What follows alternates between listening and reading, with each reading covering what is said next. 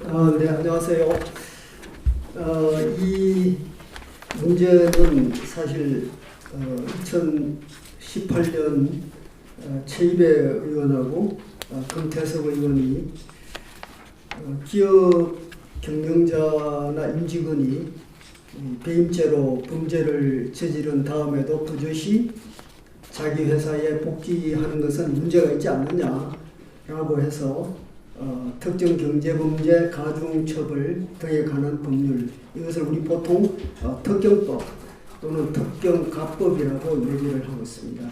그래서 이 법률을 개정하겠다라고 법률안을 국회에 제출했는데 국회에서 다행히 미적미적되면서 국회는 일하지 않는 게 우리 국민을 도와주는 것 같습니다. 그래서 이게 통과가 안 되고 있는 시점에서 10월 달에 국회 국정감사가 열렸습니다. 거기서 장관이 출두를 했는데 최이배 의원이 재벌 총수 일가가 범죄 행위로 손해를 입힌 자신의 기업체에 계속 취업하는 것은 불합리하지 않느냐라고 따졌습니다. 여기에 대해서 법무부는 시정하겠다라고 답변을 했습니다. 그 이후에 법무부에서 이것을 어떻게 할까 하다가 시행령을 개정을 했습니다. 개정을 해서 4월 30일 날 장관들이 모여 있는 회의가 국무회의죠. 국무회의에서 바로 통과가 됐고 5월 7일 날은 대통령이 공포를 했고 공포 6개월인 11월 8일 날 시행 예정으로 되어 있습니다. 그러면 과거하고 뭐가 달라졌느냐? 과거에는 손해를 입은 기업체에 취업을 할 수 없도록 되어 있었는데 과거에는 이익을 준 회사에 취업을 할 수 없게 되어 있었는데 이번에는 손해를 입은 기업체에도 취업을 할 수 없도록 그렇게 개정되었습니다. 이익을 본 기업체하고 손해를 입은 기업체가 어떻게 다르냐? 이익을 입은 기업체는 자신의 범죄 행위로 인해서 다른 회사가 이익을 입었다는 거니까 그 회사에 취업하지 말라는 거죠. 이렇게 한 이유는 이 배임죄로 처벌받더라도 이익을 준 회사가 있으니까 그 회사에서 나를 취업을 시켜주면 아무 문제가 없을 거니까 과감하게 범죄로 나아갈 수 있습니다. 그래서 그것을 막고자 이익을 준 회사에 취업을 하지 못하도록 한 거죠. 그럼 자기 회사에 취업하는 문제, 그거는 어떻게 봐야 되느냐? 뭐 그거는 자기가 알아서 그 회사가 알아서 판단할 거죠. 그거를 국가가 이래라 저래라 할 필요가 없는 문제죠. 자기 회사에 진짜 그 사람이 피해를 입혔다면 알아서 쫓아낼 것이고 뭐 참을만 하면 또 그대로 복귀시킬 것 아니겠습니까? 그럼 이거는 당연한 우리 인간의 본성에 관한 문제인데 이것을 국가가 손해를 입힌 자기 회사에 취업을 하지 말라라고 이런 식으로 시행령을 개정을 했습니다.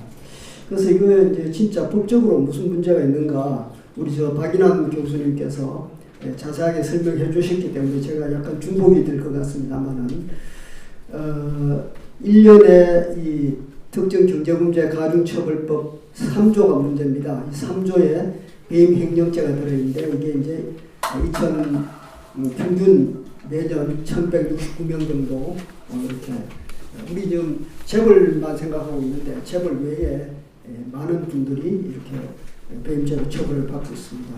그러면은 이런 그 취업 금지가 외국에도 있느냐? 외국에는 없습니다. 외국에는 취업 금지는 없어요. 없고 직업 금지가 있습니다. 어떤 직업을 갖지 말라라고 하는 것은 있습니다. 왜 직업 금지를 하느냐? 그 직업을 계속 가지면 일반 국민에게 큰 피해를 입힐 수가 있기 때문에 그런 거죠. 외국에서도 독일에서도 독일 형법 제70조에 직업금지 명령이라고 있습니다. 이것도 이제 신체 자유형 그러니까 징역형 같은 자유형에다가 부과해서 직업금지 명령을 판사가 할 수 있는데, 이게 우리 형법을 따질 때는 항상 누구를 보호하기 위한 것이냐, 보호법익이라는 게 있어요. 보호법익은 이렇게 함으로써 누가 보호되느냐. 그러니까 형법은 일반 국민을 보호하는 거죠. 근데 지금 이 우리 시행령은 일반 국민을 보호하는 게 아니라 손해를 입힌 자기 회사를 보호하겠다는 거죠. 그건 보호할 필요 없어요. 자기가 알아서 할 일이지 그걸 왜 국가가 뭘 보호하고 말고 하겠습니까? 일반 국민을 보호해야 되는 거거든요. 그래서 독일은 그 직업을 갖지 말라라고 하고 있어요. 예를 들어서 의사가 엉터리 그 수술을 해가지고 사람을 죽였다. 이러면 그 사람이 계속 그 직업을 갖고 있으면 일반 국민이 보호가 안 되겠죠. 무슨 흉악한 범죄를 저질렀다. 뭐 어떤 반인류적인 그런 범죄, 또 뭐 우생학적 범죄, 또 사람을 자유를 침해하는 범죄, 또 사람의 존엄성을 침해하는 범죄, 이런 범죄를 가만히 놔뒀을 때는 일반인들이 엄청 피해를 입겠죠.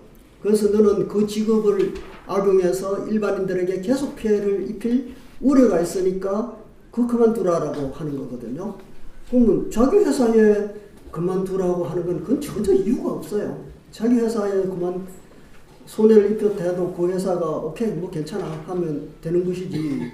그러니까 이거는 형법적으로도 보호법익이 뭔지를 모르는 이런 형법이 되는 거죠. 그러니까 이 형법의 기본도 모르는 조치라고 할 수 있습니다. 모든 형법은 보호법익이 명확하게 나와야 돼요. 누구를 보호하기 위한 거냐.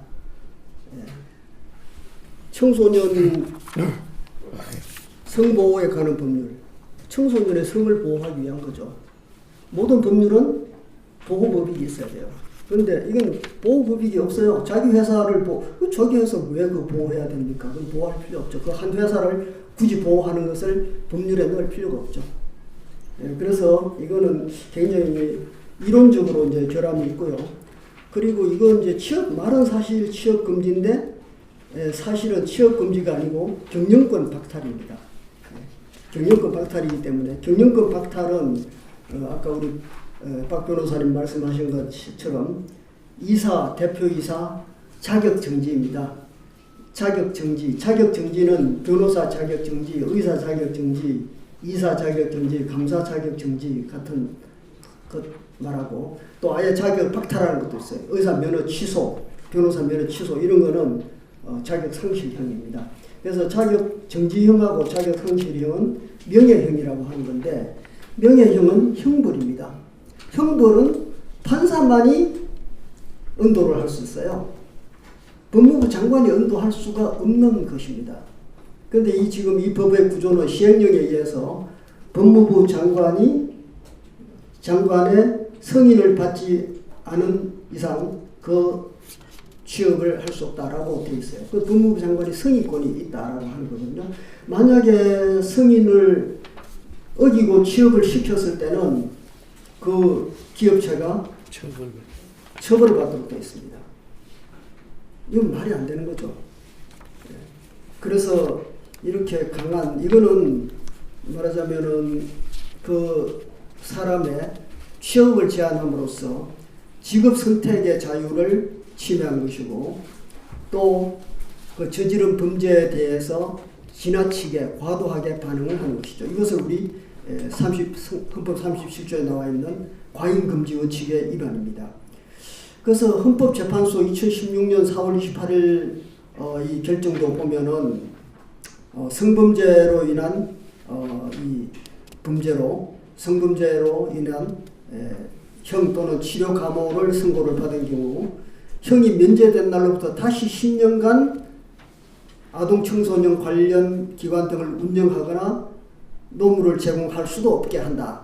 는 것은 이거는 최소성의 원칙, 바로 이게 또 과잉금지 원칙하고 비슷한 내용인데 이거는 직업의 선택의 자유를 침해한다라고 이미 헌법재판소에서 2016년에 결정을 한 게 있습니다. 그래서 이걸 보더라도 자기 취업을 아예 하지 마라. 이익을 준 회사도 하지 말고 손해를 입힌 회사도 하지 말고 그건 뭐 먹고 살라는 거죠. 그러면 이거는 죽으라는 말인데 이거는 과도한 반응이죠.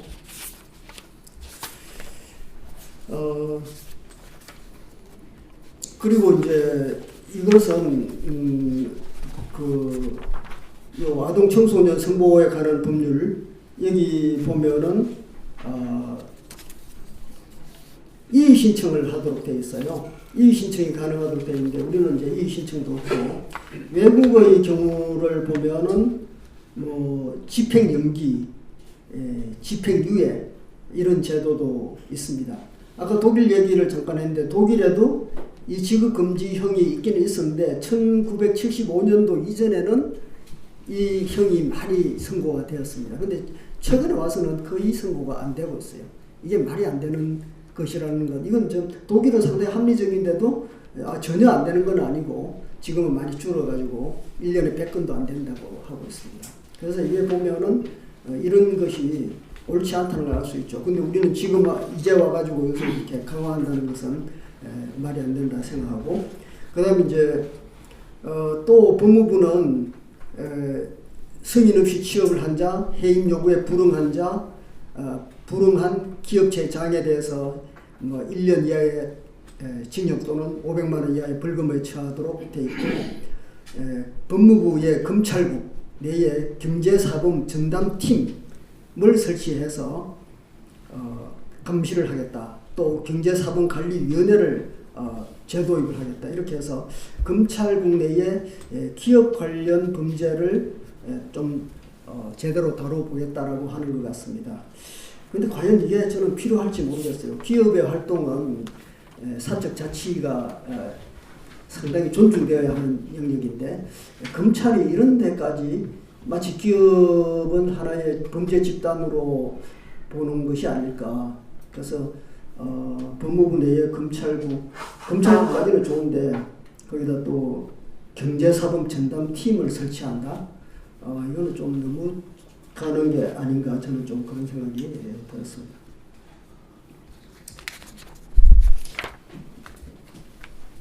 임직원의 경우만 이제 간단하게 보겠는데요. 예전에 어떤 건설회사에서 어느 구청에서 시행하는 아파트 건설 공사를 수주하기 위해서 구청장에게 그 회사의 재무이사가 뇌물을 매겼습니다. 몇 억을 매겼어요. 2, 3억 이렇게 매겼습니다. 매겼는데 그게 들통이 났어요. 들통이 나갖고 이러면 아실 겁니다. 굉장히 유명한 사건인데 그 구청장은 구속이 됐어요. 구속이 됐고 이 우리나라의 유명한 그 건설 회사의 이사들이 줄줄이 구속이 됐습니다. 자, 그런데 이 사람들의 구속 이유는 회사의 돈을 구청장에게 매겨서 배임을 했다. 뇌물죄, 배임죄 다 걸렸어요. 그래서 이제 결국은 징역을 살았죠. 징역을 살았는데 나중에 그러면 이 사람을, 이 재무이사를 회사에서 어떻게 할 것이냐, 그거를 잘라야 되겠습니까? 그 사람 개인적으로 돈 먹은 거 하나도 없어요. 그 사람은 뇌물을 바쳐서라도 공사를 수주를 했어야 되고, 공사 수주하지 않으면 그 회사는 망한 회사예요. 그래서 어떻게든 공사를 따가지고 회사를 위해서 희생을 한 거죠. 좀 불법을 저질렀습니다만은. 그래서 그 사람이 비록 처벌을 받았지만 처벌받고 나서 회사에서 복귀시켜주는 거죠. 왜냐하면 그 개인적인 착복을 한 게 아니고 회사를 위해서, 어떻게 보면 좀 과잉충성인데 그렇게 해서는 안 되겠죠. 물론 안 되겠지만은 그런 사람을 그러면 국가에서 법으로 장관이 너는 절대로 그 회사에 취직도 하면 안 돼, 이렇게 해야 되겠습니까? 회사에서 판단해 보면 알잖아요. 이 사람이 진짜 착복을 한 나쁜 놈인지, 아니면은 애사심에서 한 건지, 아니면은 이 회사가 너무 지금 수주 가뭄에 어려우니까 그걸 어떻게든 하여튼 공사를 따서라도 회사를 살리겠다는 일념에서 한 건지 알 수가 있잖아요. 그래서 이런 것을 국가가 너는 범죄자니까 다른 회사 취직은 물론 안 되지만 너 회사 자체에도 취업하면 안 된다라고 이렇게 강요를 한다는 것은 조금 이렇게 우리 사회가 너무 좀 비정한 사회가 되지 않을까 싶습니다. 감사합니다.